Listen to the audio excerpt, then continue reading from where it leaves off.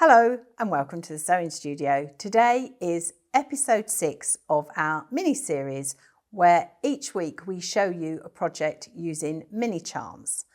So this is a mini quilt which measures 24 inches by 25 inches finished. And I'm going to show you a little trick today to get these lovely little cornerstones in. Because when you've got such a small piece, to get it to match up can sometimes be quite challenging. So I'm going to show you a trick of how we can do that. And what we need to do, first of all, we need to join our mini charms to a piece of background fabric. In this case, it's white. Let's just move that over for a moment. So we need to join our mini charms to a piece of fabric which measures 2.5 inches by 1.5 inches, and we need our white fabric to be at either end as well. So there's one that I've made earlier. Now the next thing you need to do is you need to make yourself the piece of fabric which is going to be this here, and you make that as one long strip. So what you do is you join together pieces of fabric. So you've got 2.5 inch pieces here and 1.5 inches of your cornerstone fabric, and you make yourself a big long piece, and then you cut this into a 1.5 inch strip.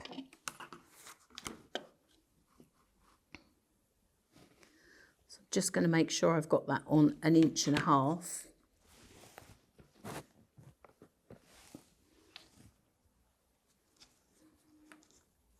You have to be quite accurate with this because it's such a small piece of fabric, you haven't got a lot of room for error.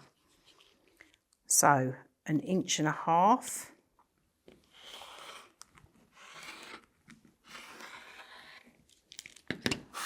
And then I'm going to go to the sewing machine and I'm going to join this to this piece to show you how we put the cornerstones on each row.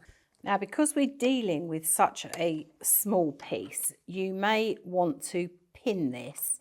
And what you need to do is you need to make sure your seams are going the opposite way. So as in, if I show you on this camera here, that seam's going that way and that seam is going the opposite way. So that gives us a nice join there. So I'm just going to pop a pin in that. And then I'm going to pin each cornerstone because it will give us a much better finish.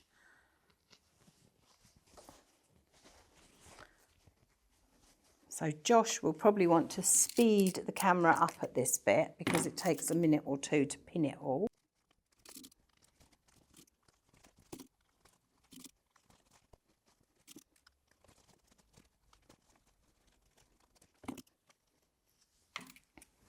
It's not often you see me pin things, but I think with these small pieces, it's quite important to do so.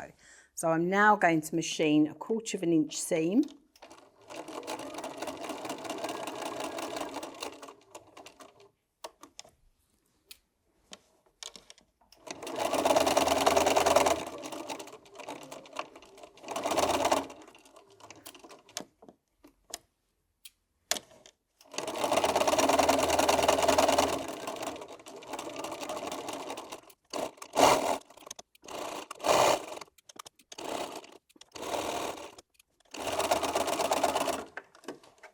I'm going to go back over to the iron and see how accurate that is.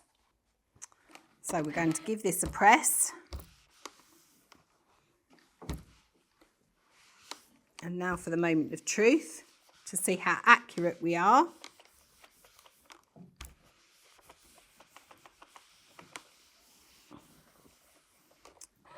And I'm quite pleased with that. That's certainly more accurate than if I'd have tried to put in tiny little 1 inch squares. So just to finish this off then, once you've got all your rows with your lovely neat cornerstones, you can do another strip here with cornerstones, and this again measures 1.5. and that just goes round the edge, so that finishes at 1 inch. And then you can go again, and this is 3.5, and these cornerstones are 3.5. And then I've used the same bright green for the binding. I've used white on the back, and I've done this with a cross hatch pattern. So I've drawn through the centre of the crosses and done through the centre of each of the mini charms, and then gone the other way, so it makes a cross. So it goes through the mini charm, then it goes through the cornerstone. So I drew that and then quilted that.